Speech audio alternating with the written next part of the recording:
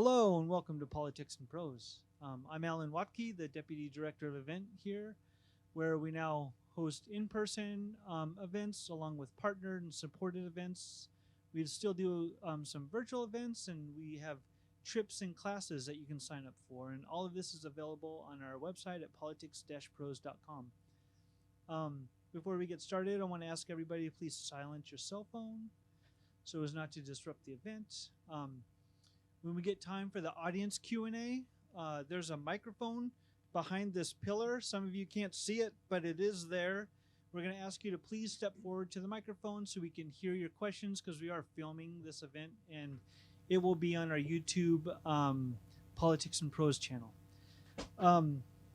Once we're done with the audience questions, we're going to have a signing right here at this table, so just line up at the same pillar and we'll get your names ready for some personalizations.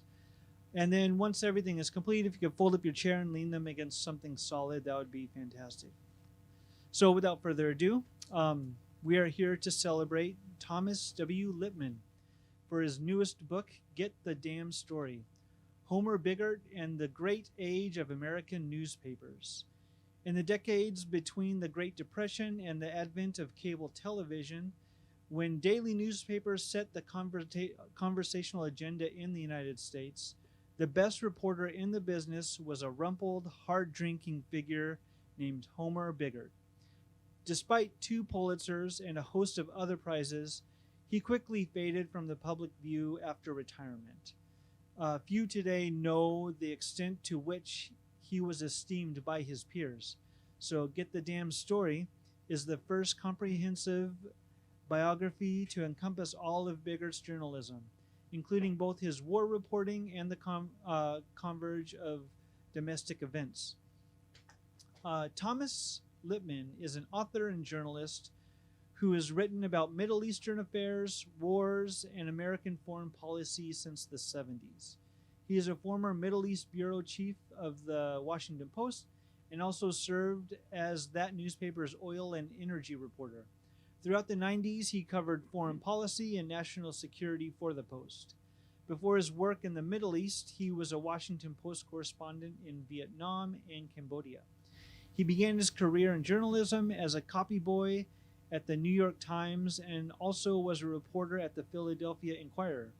Lippman is the author of numerous magazine articles, book reviews, and op-ed columns about Middle East affairs, and he's the author of 8 books about the Middle East and Islam. His most recent book was Crude Oil, Crude Money, which came out in 2019. Lippman is a non-resident scholar at the Middle East Institute here in Washington and was an Edward R. Murrow Journalism Fellow at the Council on Foreign Relations. So now please join me in welcoming Thomas W. Lippman to Politics and Prose.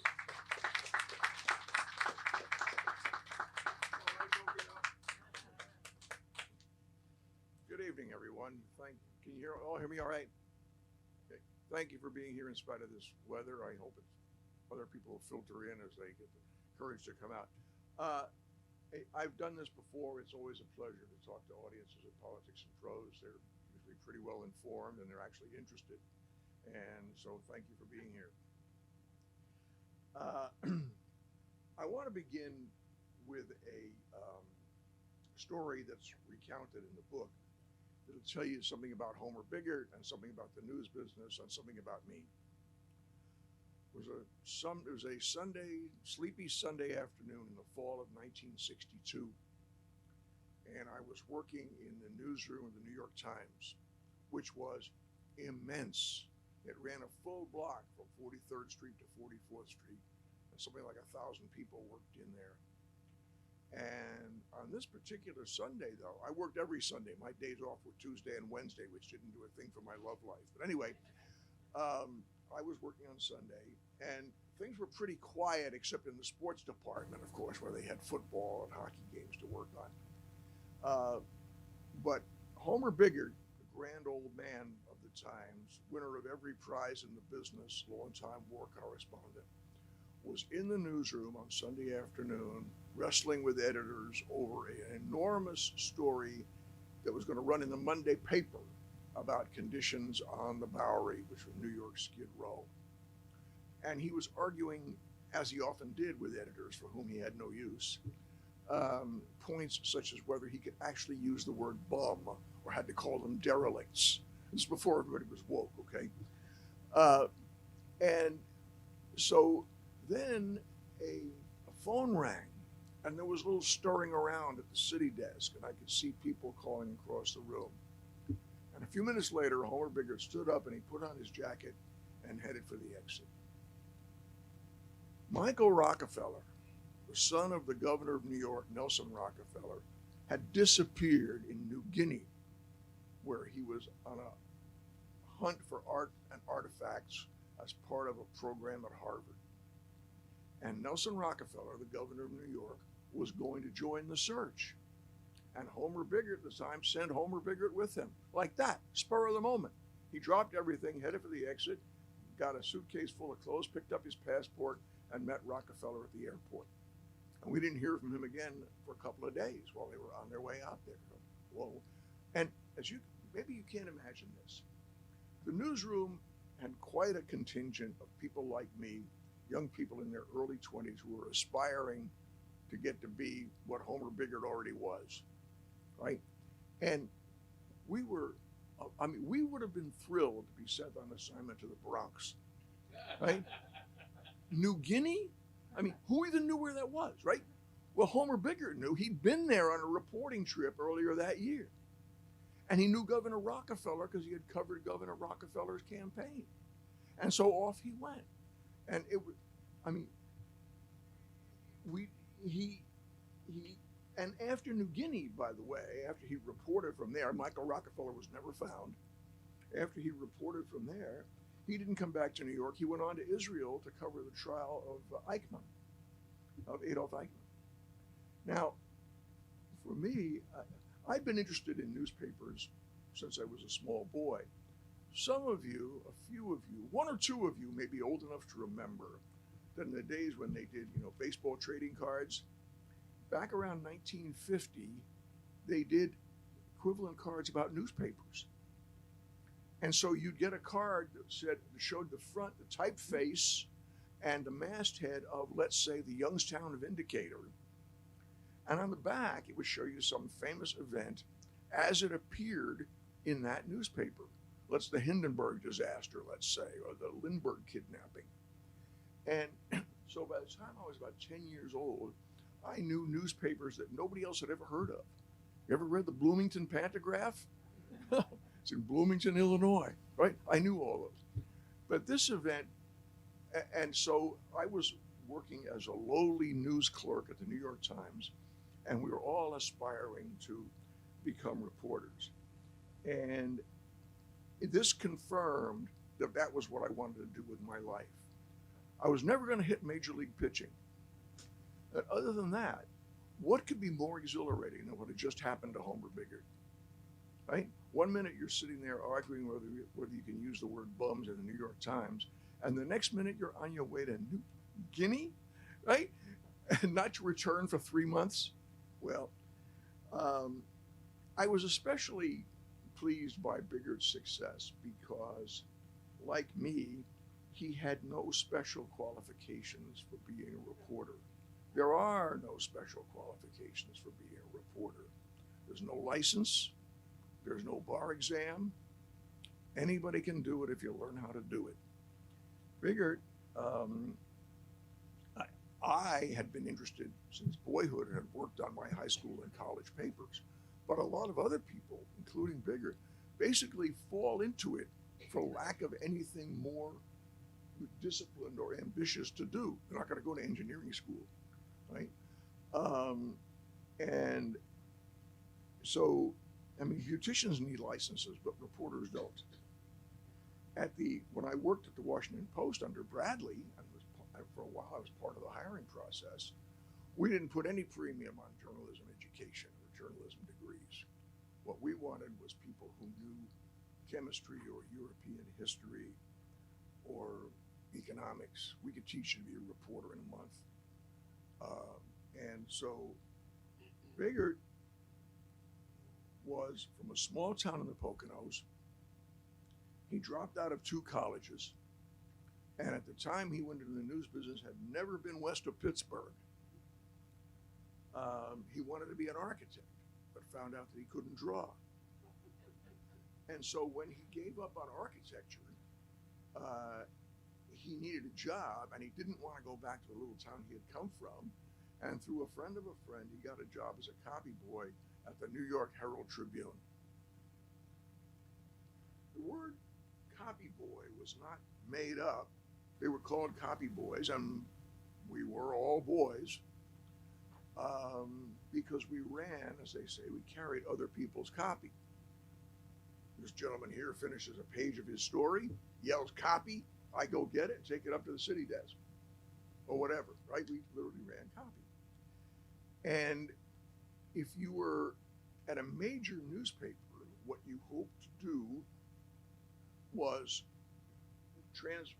build on your experience as a copy boy to learn how the newspaper and the news business worked, to learn about the photo engraving department and the printers, and see what this thing was, this industry. Even though it was highly regulated by unions in most places, and there were things you weren't allowed to do, but you could learn and watch people do it. I mean, you had to learn to read type upside down, for example, because in the print shop, in the composing room with the New York Times, as a member of the News Guild, I could stand on this side of the printer's table, but not that side. So I had to learn to read upside down. But I learned how to do that. And so in my case, I got accepted while I was still in college into what we called the Sam Solowitz School of Journalism. Sam Solowitz was a guy about this high who had been a Western Union telegraph deliverer when World War II broke out, and the Times was desperate for copy boys, so they hired him one day when he came to deliver a telegram. Took off his Western Union hat right there and went to work for the Times. And he ran the night shift copy stand with an iron hand. He was a real martinet for years afterwards. You came here looking for work, didn't you? Get busy. I mean, I can remember him saying this, right? No sitting down. You're here working. But you learn. And if you were lucky and worked hard and went out and hustled for stories in your spare time, eventually you might get your shot at being a reporter. Well, I was still in that intermediate stage on that ladder when Bigart went off, and I watched him, and I knew that was what I wanted to do. So Bigart had left college, and he got this job at the Herald Tribune in the late 1930s. In the late 1930s, New York was newspaper heaven. There were more than a dozen daily general circulation newspapers, not counting special papers such as the special interest papers such as the Wall Street Journal or Women's Wear Daily or the Journal of Commerce. There were also, of course, quite a few ethnic-based newspapers, some in foreign languages, aimed at particular groups in the population. Everybody's favorite, where I came from, was the Jewish Daily Forward, known, of course, as the Daily Backward, because it was in Yiddish, so you read it back to front, right? Everybody knew the probably apocryphal story of the reporter who ran into their newsroom yelling, "Hold the back page." And I mean, this was a part of the lore. I mean, in those days, remember, so it seems millennia ago now, reporters were glamorous figures, played in the newspapers by Clark Gable, Joel McRae, Jimmy Stewart, and even the bad guys like Burt Lancaster in Sweet Smell of Success, right? Played a cruel, spiteful New York columnist, probably Walter Winchell, right? Walter Winchell was a brand name personality as a newspaper columnist, as were several others. In my view, the best line Winchell ever wrote was his description of some woman who he said had been on more laps than a napkin. Well, you could get away with that in the tabloids, right? You couldn't get away with that in the New York Herald Tribune or the New York Times, which were serious the Times to the point of stuffiness. The Herald Tribune was the Times' nearest rival on the scale of, let's say, 1 to 12 of seriousness and respectability and ambition.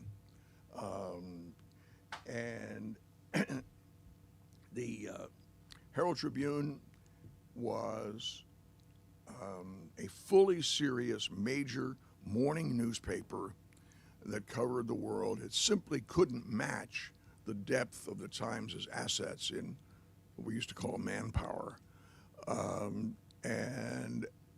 And yet, if you said you worked for the Herald Tribune, it opened the same doors in Washington and overseas as did working for the Times in those days. The difference was that the Times was known as an editor's paper, in which every story you wrote went through 8 hands before it got printed, and everybody had to tinker with it. The Herald Tribune was a writer's paper. And many famous writers came out of the Herald Tribune, including Tom Wolfe and Nora Ephron later, several others. And in those days, radio was still in its infancy. And so the news in every community of any size came from the newspaper. That was how did you find out what was going on at City Hall, in the school system, at the cop shop, or even how did you find out what was on sale at Safeway or Kroger, right? In the newspapers. What was at the movies? The newspaper. Who won the third at Belmont, right? That's what you got from the newspapers in every community. There were little weeklies, and there were major dailies in every big city. In my boyhood, San Francisco had 4 daily newspapers, for example, and I loved seeing them laid out on the newsstand. You know, you could see how they played the various stories against each other. The tabloids in New York, they didn't care what the New York Times had on the front page. They did their own thing, you know. I mean, when a famous murder, I forget the woman's name, it's in the book, I forget now, they sneaked a reporter into the death chamber at Sing Sing with a hidden camera in his pant leg, like here. And he got a picture of this woman as she was getting zapped in the chair. And the Daily News ran the picture on the front page under a big headline that said, "Dead." They really didn't care about whether Germany was invading Poland, if you know what I mean, right? I mean, Mad Magazine did fabulous caricatures of some of the New York newspapers. And when they did the Daily News, you got to about page 18 after all the glamour shots and the gossip and all that stuff. And there was a little story that said, "War breaks out in Far East, millions flee for lives." You know, a perfect summary of the Daily News as opposed to the Times. Anyway, so Bigart set out to learn the business.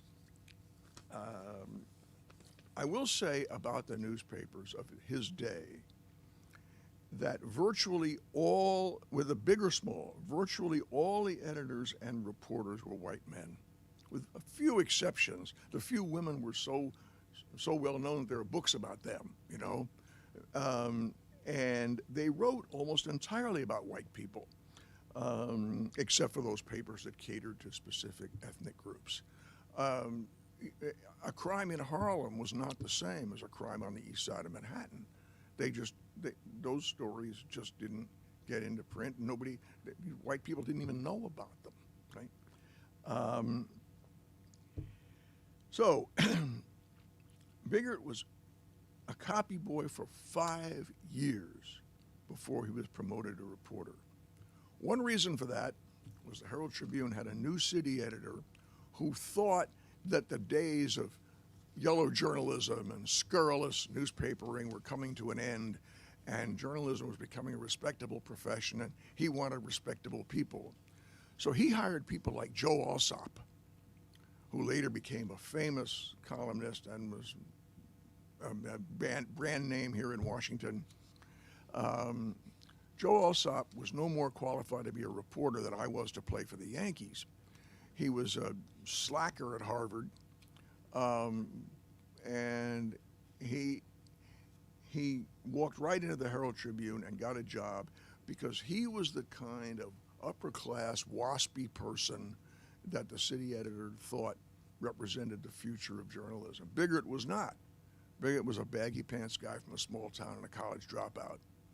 So Alsop got his job right away, and it took Bigart 5 years. A famous episode, Bigart was sent one day to fetch a piece of copy of some kind that Alsop had left behind on his desk. And in rummaging around for this piece of copy, Bigart discovered a pile of uncashed paychecks. Alsop didn't need the money, such as it was. I mean, but he was the editor's kind of guy. So it took 5 years and a different city editor for Bigart finally to make his way. And once he got promoted to reporter, he wrote in the beginning, as he was learning how to do it, mostly about local events such as the St. Patrick's Day Parade, which was a nightmare assignment. What's new to say about the St. Patrick's Day Parade, right? And the investiture of a Catholic bishop, one of the longest, most tedious stories ever written. But it was a Sunday. They had room in the paper. The Tribune printed it all. He had handicaps in addition to his relatively limited background.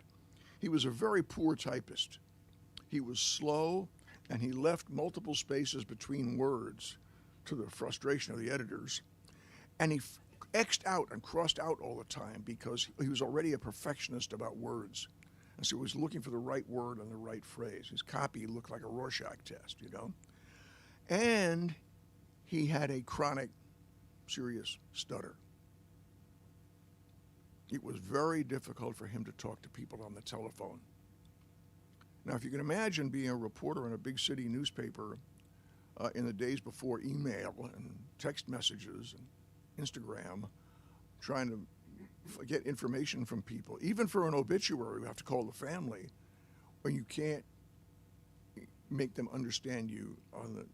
He later overcame it to a certain extent, but never entirely. So it was an obvious candidate for this job. But the onset of World War II changed everything. The newspapers needed reporters. They needed healthy, active people who were not going to get drafted to go out there and cover the war. And Bigart met those requirements. Bigart was born in 1907, so he was technically liable to the draft, but he was already beyond the age where they were drafting people. This was just before the United States entered the war. And then, finally, when the North Africa campaign came, the demand got greater and greater. His first assignment in the war was to go to London, which he loved. He discovered London, and write about the Americans who were going on bombing runs over German targets. And the Brits did it at night, but the Americans had a commander who believed in doing it by day because he thought the raids would be more effective. Obviously, they were also much higher risk. And there he fell in with reporting companions who enforced his love of the business. His buddies included Walter Cronkite, who was working for United Press, and a young guy from Stars and Stripes named Andy Rooney. Rooney's life was particularly complicated because he was an active duty member of the armed forces and had to do what the military ordered him to do. Bigart wasn't in that position. Anyway, these guys go every day to the daily briefings and talk to the pilots who'd come back from the bombing raids and write a story about the air campaign. But like good reporters, many of them wanted to go see for themselves. And so the Army Air Force finally decided to take some of them with them on the bombing runs. They gave them clandestine machine gun training. Reporters aren't supposed to fire weapons, but if you got shot down or if you were in a dogfight and the gunner got killed, you might as well know how to use what weapon. And other kinds of training, how to use a parachute. And they took some of them on raids into heavy ack-ack over German targets. And that was a big part of what they did until Bigart did one of those runs, and most of the guys only did one, but some went back again and again. The first guy to do it for the New York Post did not come back. 6 guys went out that day, including Cronkite and Bigart, and 5 came back.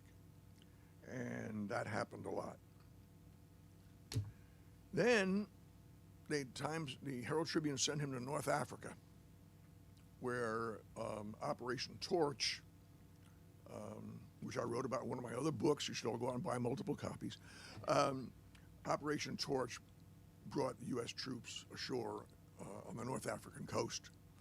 The Germans had been turned back at El Alamein on the Egyptian front, but they were still in control of Tunisia.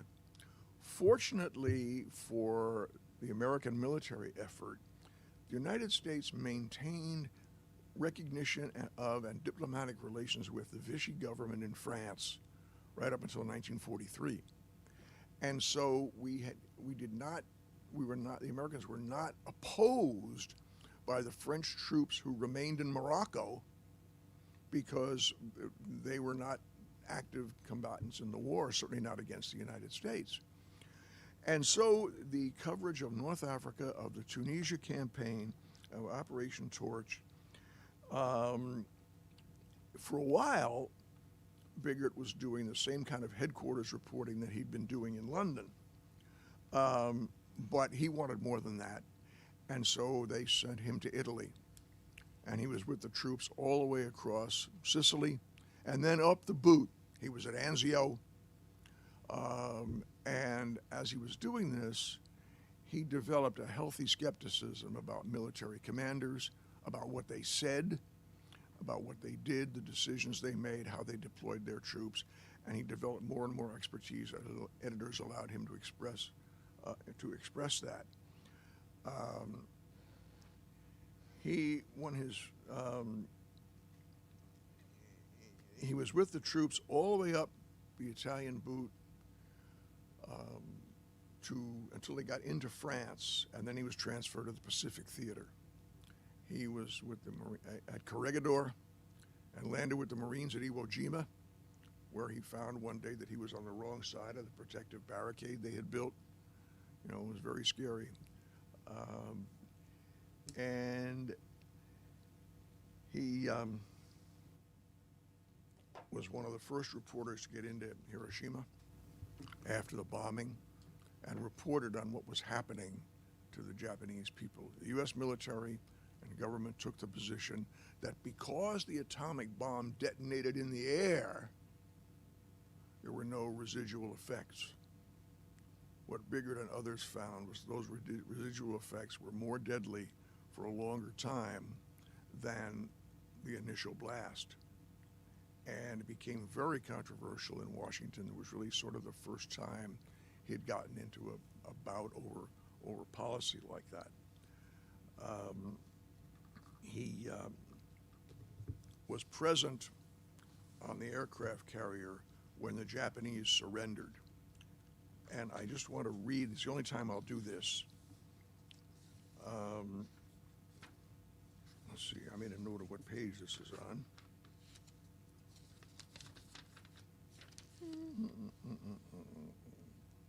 Oh yeah, page 85. He was present for the Japanese surrender on the USS Missouri. And I'm quoting from the book now and from his article. He described the event in one of his most memorable articles, a model of powerful brevity. And this is what he wrote. Japan, paying for her desperate throw of the dice at Pearl Harbor, passed from the ranks of the major powers at 9:05 a.m. today, when Foreign Minister Mamoru Shigemitsu signed the documents of unconditional surrender. If memories of the bestialities of the Japanese prison camps were not so fresh in mind, one might have felt sorry for Shigemitsu as he hobbled on his wooden leg toward the green baize table where the papers lay waiting. He leaned heavily on his cane and had difficulty seating himself. The cane, which rested against the table, dropped to the deck of the battleship as he signed. Shigemitsu, Bigart noted, was wearing a frock coat, striped pants, silk hat, and yellow gloves, and never said anything during the entire ceremony. The entire article was 8 paragraphs long. What more did you need?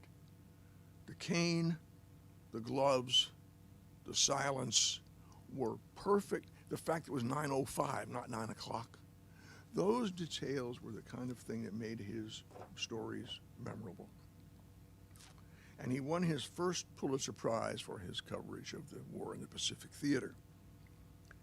His second for his coverage of the Korean War. In between, he distinguished himself with coverage of the Greek Civil War. Many of you may have heard of the George Polk Award, probably the second highest award in journalism after the Pulitzer. George Polk was a reporter who was murdered during the Greek Civil War as he attempted to find the leader of the Greek rebels and interview him. Bigart was a friend of Polk's. He found that leader and interviewed him and became the first winner of the George Polk Award. He went to Palestine and wrote distinguished coverage of the Zionist struggle to establish a Jewish state in Palestine. And for the rest of his career, he covered, aside from war, he covered one historic event after another. Some of you may even remember some of these. The Army McCarthy hearings, the Cuban Revolution, the Hungarian Uprising of 1956, the nationalization of the Iranian oil industry, and the troops sent by Eisenhower to enforce integration of Central High School in Little Rock. His reporting on poverty in Kentucky put the word Appalachia into Washington's political vocabulary. People in New York and Chicago and Washington knew nothing about what went on in the coal fields of Kentucky. And in 1962, he became the first correspondent in Vietnam for the New York Times.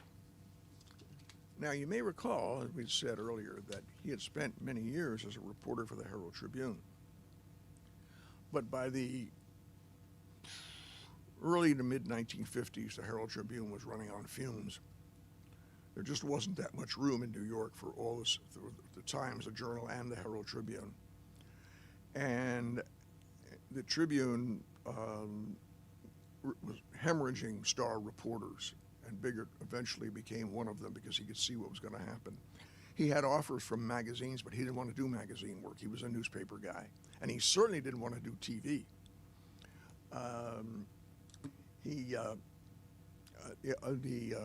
Several other of those New York newspapers did not survive the great printers' strike of 1962-63, which closed the newspapers for 40 days.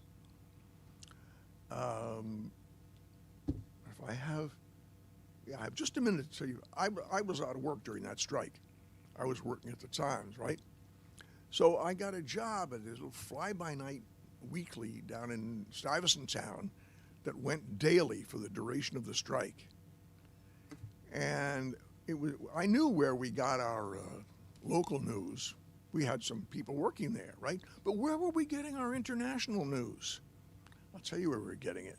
Every day, some lowly person like me went down to the newsroom of the Jewish Daily Forward and removed the carbon copies of the United Press files from around the world and put them under our coats and took them back to our little newsroom, where they appeared unaccredited. Miracles of coverage from all over the world, right? Where were we getting copy from Buenos Aires? Whether our little paper paid the forward for that, or whether anybody ever paid United Press, I never found out, nor did I ask. On my way home at the conclusion of every day, I stopped off and went to the newsroom of the Racing Forum, the Bible of horse racing, to get the day's mutual handle at some particular track, which the papers had to print, so those numbers were the payoff in the New York numbers racket. I mean, that was serious business. Anyway, Bigart hated Vietnam as a place to be, and he was furious at the dissimulation of the embassy and the American program there. He thought the entire effort was misguided and was doomed to failure. He also chafed at the restrictions of editing at the Times, as you can imagine, right? Which was reprimanding him for expressing too much opinion. By this time, he knew more about military tactics and strategy than most of the officers in the military, right? But the Times always was much more narrow than the Herald Tribune in shaping what he could say. His work there in Vietnam was hugely influential, where he was a mentor to Neil Sheehan and later to Halberstam. And when I arrived in Vietnam in 1972 as a correspondent for the Washington Post, he was long out of there, but we could immediately see that he had been right and that all his gloomy assessments had been entirely valid. And just before I close, I want to say that there were two very serious blots on this hero's copybook. The first was his coverage of Africa on the eve of decolonization, on the eve of independence. And this, I must say, in fairness to him, this kind of coverage was encouraged by his editors at the Times. But there's entirely too much about pygmies and cannibals and weird dietary habits, and not enough about, he wrote presciently about African affairs and the problems these countries would face after independence. But what the editors at the Times sent him what we called herograms about was his coverage of this other stuff. The overall tone of the Times' coverage of independence in sub-Saharan Africa was that the Europeans had laid a thin veneer of civilization over the place, which would disappear with them, with the Europeans, and then who knew, and frankly, who cared what would happen? That was one thing. The other was his ridiculous feud with a colleague in Korea, a woman named Marguerite Higgins. Marguerite Higgins was a young, and I say this, she was a nice-looking young woman. And you won't be surprised to hear that because of that, she developed a reputation among her colleagues for, shall we say, having access to sources by means that were not available to us, to put it in politest terms. She had done some work in World War II in Europe, covering the liberation of a couple of the concentration camps, for example. And so she was in Tokyo for the Herald Tribune when the Korean War broke out. And so she immediately, with a couple of other people, got on the first plane they could to go to Korea and cover the war. That's what you did when you were a regional correspondent, right? Without telling her, the Times sent Bigfoot, Homer Bigart, in there, the Herald Tribune, to be their principal reporter on the war. She was furious. She was already down there in shot and shell, right, using the same latrines as the troops, right? And here came Bigart. And of course, he had this awesome reputation, and he was a big shot, and the editors had sent him in. They could have worked it out. What happens in those circumstances is that Bigfoot and the young resident correspondent divide up the assignment, they share assessments unwritten. Bigart wouldn't talk to her. He ordered her to leave, and when she wouldn't, he refused to talk to her. His behavior was churlish and counterproductive, and only years later did he apologize for it. But frankly, a lot of what the reporters talked about back at the press center was not about the war, but about Homer and Maggie. And the chapter in the book is called Two Wars in Korea, for that reason. Years later, when he learned that Marguerite Higgins was pregnant, he famously said, "Wonderful, who's the mother?" And that story became an indelible part of such Bigart lore as there was. He retired in 1972, having married for the third time to a woman, he never had any children, to a woman named Elsa Harmon Minerick, who was the author of a series of children's books about Little Bear. I wasn't familiar with those, but apparently a lot of people were. He moved to her farm in New Hampshire, and got out of the business, except for the occasional book review. No TV, no memoir, or any other book, which is why I thought it was time to write mine. So thank you for your attention. I'll be glad to answer any questions.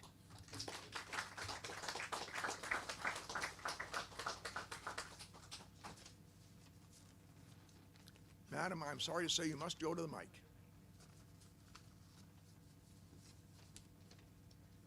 The last comments about his seclusion in New Hampshire and his choices about not writing any books, is that why no one's ever heard of him? That's part, yes, that's a good part of the reason. And he never did TV, never wrote a memoir, never wrote any other book. A lot of guys who got well known in the business, such as Gay Talese, David Halberstam, they became permanent. They got out of daily reporting and wrote books for a living and became famous for it. Others did both, went back and forth. He never did that. During the Great Strike, the 40 days, he accepted an assignment from the Saturday Evening Post to go to Nashville, where Jimmy Hoffa was on trial yet again. And Bigart spent a lot of time there. He went with Hoffa on his morning walks before trial and wrote a magazine article about it. But magazine writing, he did it because it paid well. All his life, he never made much money. He made a reporter's salary, and he was sending money home to his parents and his sister in Hawley, Pennsylvania. So he did magazine art writing for the people in the business knew who he was.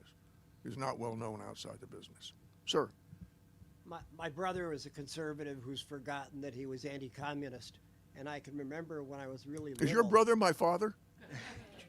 No, I don't think so.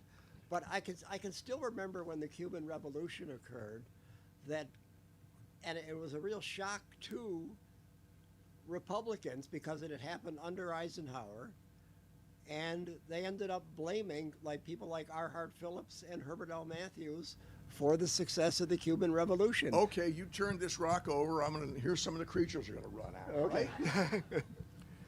The person this gentleman referred to as R. Hart Phillips was Ruby Hart Phillips, who used the first initial so people wouldn't know it was a woman. Okay? Why was she the New York Times' correspondent in Cuba? Because she'd been married to the guy who was the correspondent, got killed in a car crash, so the Times left her there. She had never covered a fire, as we say in the trade, let alone a serious international conflict.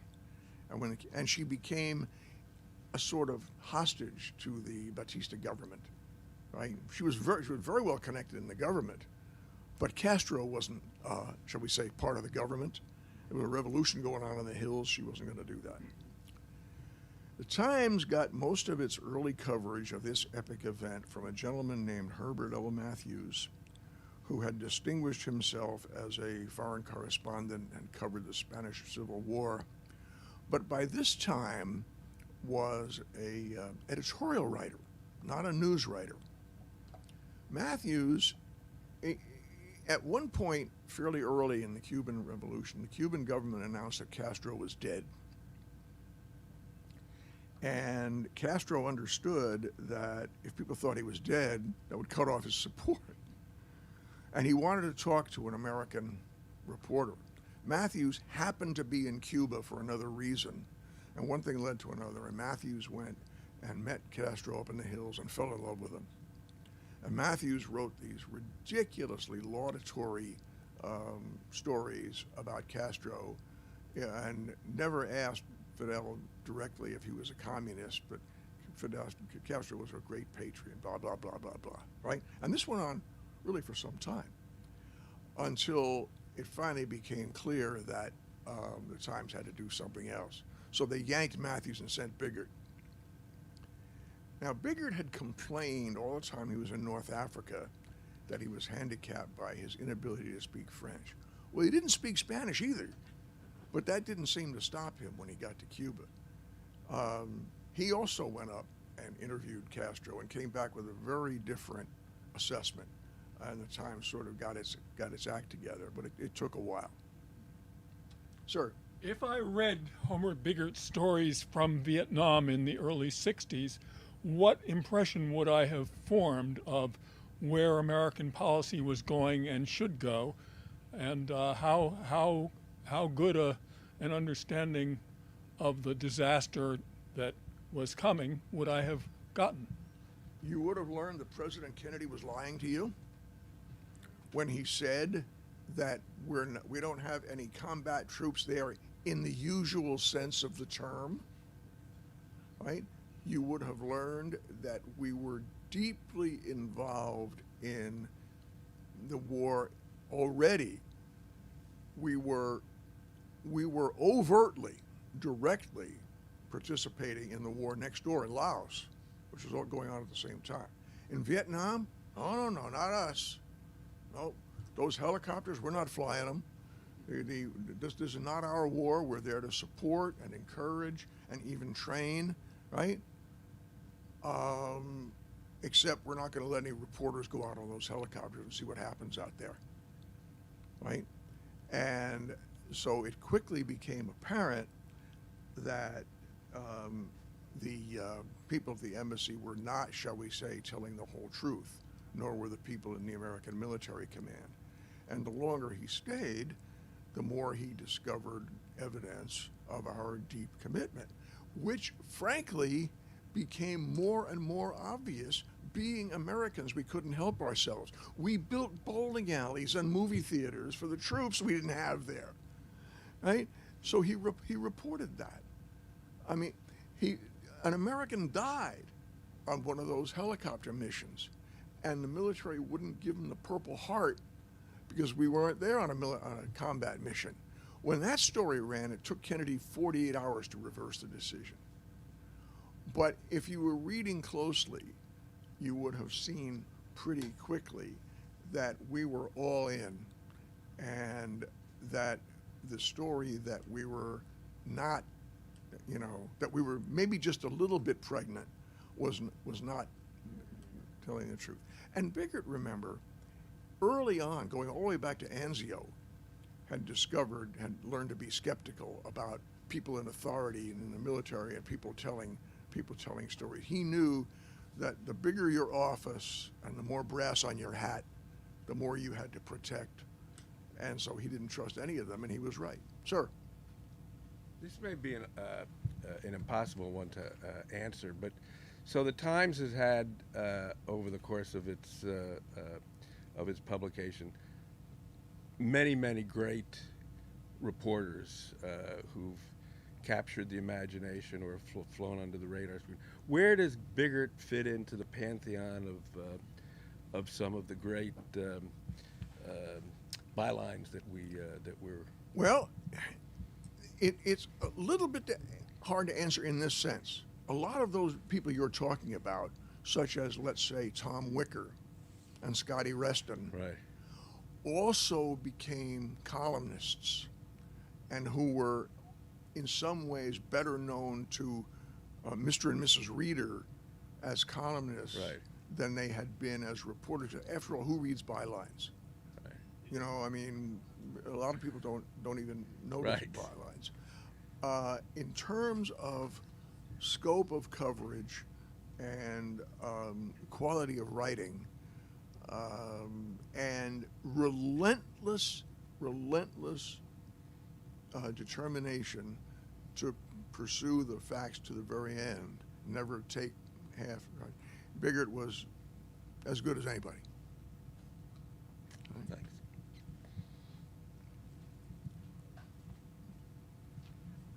What's one takeaway that young journalists should take from Homer's story? And as a follow-up, what's one takeaway from your life that you can give to a young journalist? Well, the question is about young journalists. What should they take away?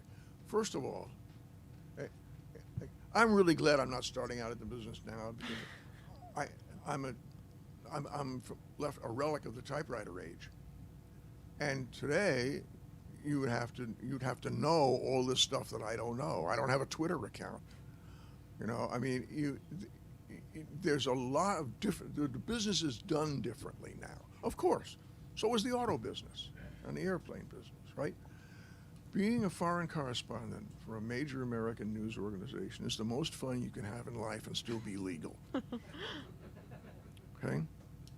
Travel the world on other people's money, all right, getting your name in lights to find out things that people don't want you to find out. Right?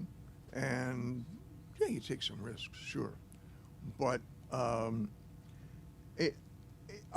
would just say that at this stage in the business, you should not limit your medium. That is to say, you can make a career in newspapers still in some places, right? Certainly in television, but there are other ways. I mean, Axios and Bloomberg and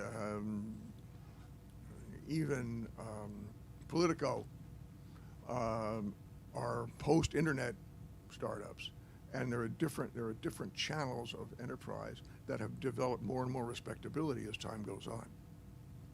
Thank you. Sorry. Yeah, I was very interested in your comments about your time at Stuyvesant Town. Yeah, the Stuyvesant Town at Peter Cooper Village, for those of you who Right, don't know, right. are high-rise apartments on the Lower East Side of Manhattan, built by some insurance company, I guess, Yeah. to be MetLife, I think. moderately priced housing. They weren't even air-conditioned. Right? I know. Right. I was just wondering, so you weren't a resident of Stuyvesant Oh, Town no, at the no, no. I time? was working for a newspaper Yeah, that circulated there. but so why? I mean, this was a Why? Well, It was because my own newspaper was on strike. was a 40-day newspaper. Or? The newspaper strike lasted from the middle of October until April or something like that, right? I needed a job, Yeah, right? And we all went and did what we could. right. After, I forget how much time, believe it or not, although we were on strike, we began to get New York State unemployment benefits. And not every state subsidizes a strike like Right, that, right. But this was New York.